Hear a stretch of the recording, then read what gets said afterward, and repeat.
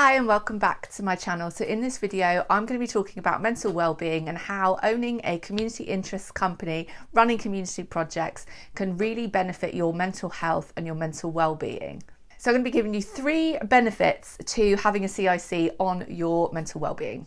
But before I get into that, please hit the subscribe button for everything to do with CICs and community interest companies. And if you're looking to set up a community interest company, I have a course, How to Set Up a CIC and Get Funded in 4 months. I also have a service where I will help you set up your CIC, write your first application and get that all done and dusted in like 8 weeks. So you've got your first grant so you can go and run your first project. So do message me and the description has the links. If you've already got a CIC and want some extra mentoring, I have a membership and I also do calls. So you can always book a call with me and I can help motivate you and I can help strategize with you, plan projects, check application forms on all of that. So that aside, let's get into it. So I'm going to give you 3 reasons why having a community interest company can seriously benefit your mental health. So I've been running CICs for the last 11 years. I now help other people set up their CICs. And one of the things that I have found personally, and one of the things that I witness in others all of the time, is how happy people are once they, not surprisingly, leave their jobs and set up their dream projects, create their dream career. So of course that's going to have a knock-on effect on us personally. So number 1 reason for having a CIC to benefit your mental health is the freedom. Freedom to design your own time, to work on your own schedule, that freedom from working in a paid job where you're employed by somebody else, where you're working on their terms. So definitely the freedom aspect really benefits us mentally. If you think about it, just being able to design your own work-life balance, to be able to make the time to go to the gym, to pick up the kids and spend more time with your family, to just do your creative hobbies, creative passions, like having that freedom, especially over, having that freedom over your own time schedule is massive. And then also like being free away from like managers and all of those sorts of complex issues that go on when you're employed. When you work for yourself, obviously you're going to be happier because you're working on your own terms. You can pick and choose who you work with, what you do. So the freedom is number 1. Number 2, you're giving to others, you're serving your community, you're doing a good deed. Your community interest projects have to benefit the community. So you're doing something for other people, you're giving something away for free, you're benefiting them in some other way. So we know that when we do good deeds for other people, when we help other people, we know that makes us happier ourselves. It has a knock-on effect on how we feel about ourselves. I know that when I run a workshop and I see the benefit of how everybody's enjoyed it, that impacts me. It gives me high endorphins when I leave the workshop. I really enjoy seeing that knock-on effect. When people come to me and say, this was really beneficial, it really helped me in this way, that's obviously going to make me feel happier. So definitely we are happier as people if we are giving to other people. I also think it dilutes some of the negative things that are going on in our lives.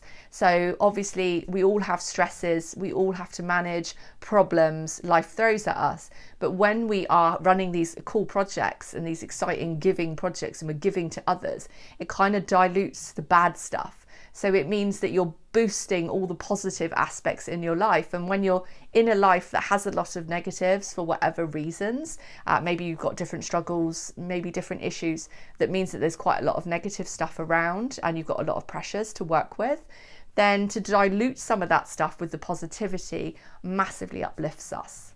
And then number 3 is passion projects and being creative. To be able to, especially as an artist, I run a lot of community arts workshops. So for me, I get to express my creative self. But even if you're not running an art workshop, to be able to create a passion project, to be able to start something, to design it, to do it from the ground, like that is, it allows us to tap into something that's really natural in us as humans, where creating something is sort of something that some of us really need to do. Some of us really crave that and really need it to be on balance. So being creative is number 3. That massively helps us and our well-being. Now, I have got to, of course, balance this out with some of the negatives to having a CIC on your mental well-being.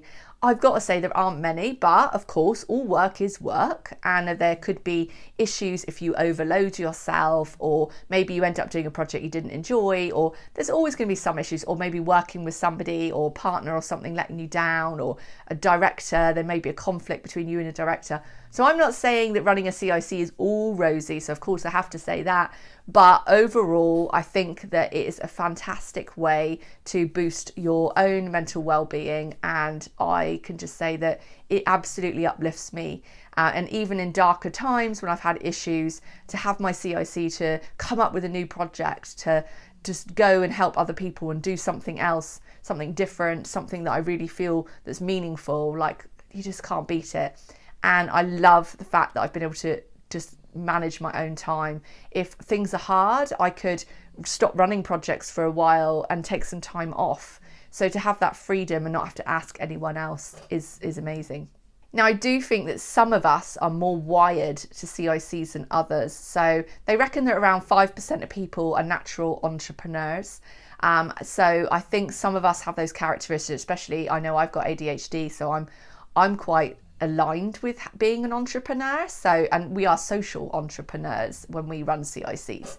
So being a social entrepreneur, some people have kind of got it and some people haven't. So if you're somebody that has kind of got that kind of, if you're somebody that is kind of in line with that, then I think that it massively benefits your mental well-being, because you're someone that wants that wants to be a social entrepreneur, that it just thrives in that kind of environment and thrives on those kinds of projects. So I hope that's all made you think about well-being, and if some of you, it might inspire you to actually go ahead and start your community interest company. If you need my help on that, obviously I've got loads of help on the website, so do go and check that out. And remember to subscribe to this channel so you hear more about this. I also write a blog with issues and topics like this, so you might want to check out my blog on my website.